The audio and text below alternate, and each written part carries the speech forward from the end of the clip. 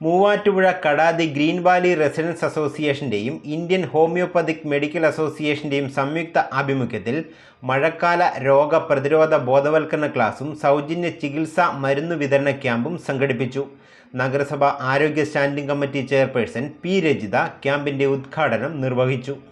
മഴക്കാലത്ത് പകർച്ചവ്യാധികൾക്കെതിരായ ജാഗ്രത ശക്തിപ്പെടുത്തുന്നതിന്റെ ഭാഗമായി green valley residence association, Indian homeopathic medical association Muvattupuzha chapter, Muvattupuzha നഗരസഭയുടെ 27, 28, 29 വാർഡുകൾ എന്നിവയുടെ സംയുക്ത ആഭിമുഖ്യത്തിൽ മഴക്കാല രോഗപ്രതിരോധ ബോധവൽക്കരണ ക്ലാസും സൗജന്യ ചികിത്സാ മരുന്ന് വിതരണ ക്യാമ്പും സംഘടിപ്പിച്ചു.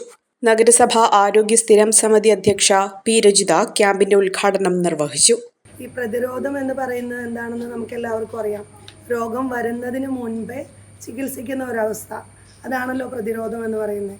നമ്മൾ ഈ പ്രതിരോധത്തിൻ്റെ കാര്യങ്ങൾ കൂടുതലായി നമ്മൾ പഠിച്ചു തുടങ്ങിയത് എന്ന് മുതലാണ്, ഈ കോവിഡിൻ്റെ കാലഘട്ടം മുതലാണ് ഈ പ്രതിരോധം എന്ന് പറയുന്ന ഒരു വാക്കുകൾ കൂടുതലായി ജനങ്ങളിലേക്ക് എത്തിത്തുടങ്ങിയത്.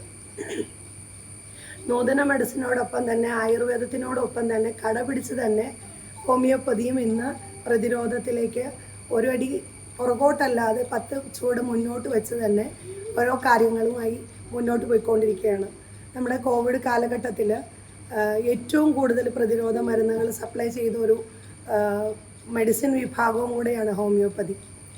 നമ്മൾ എന്തുകൊണ്ടോ ഇത്തരം ക്യാമ്പുകൾ അറേഞ്ച് ചെയ്ത് നമ്മളിലേക്ക് എത്തിപ്പെടുന്ന മരുന്നുകൾ വേണ്ട രീതിയിൽ പ്രയോജനപ്പെടുത്താനോ അല്ലെങ്കിൽ അതിൻ്റെ പ്രാധാന്യം മനസ്സിലാക്കി അതിൽ പങ്കെടുത്ത് വേണ്ട വിവരങ്ങൾ ശേഖരിക്കാനോ ഒന്നും തന്നെ ഞാനടക്കമുള്ള ആളുകൾ ഒരിക്കലും അതിനുവേണ്ടി നമ്മൾ തയ്യാറാകാറുമില്ല, അതിൻ്റെ പ്രാധാന്യം ഉൾക്കൊള്ളാറുമില്ല.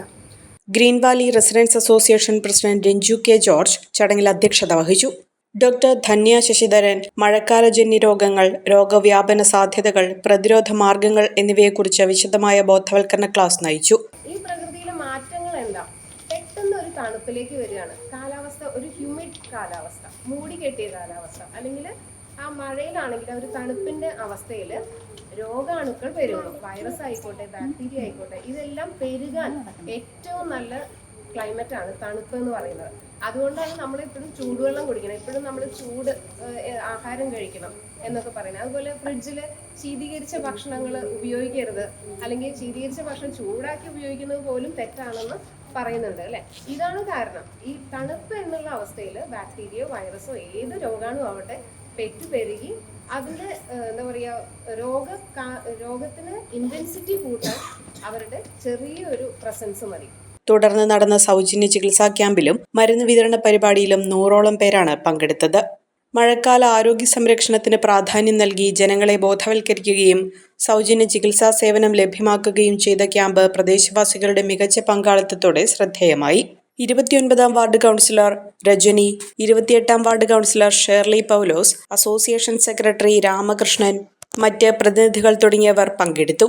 അഹല്യയിലെ വിദഗ്ധരായ ഡോക്ടർമാരുടെ ചികിത്സ കൊണ്ട് എനിക്ക് എന്റെ കാഴ്ചശക്തി പൂർണ്ണമായും തിരിച്ചു കിട്ടി. ഇപ്പൊ എനിക്ക് ഈസിയായി വായിക്കാം. നേത്ര സംരക്ഷണത്തിന് നമ്മുടെ Ahalya. Ahalya foundation eye hospital, കേരളത്തിൽ എല്ലായിടത്തും.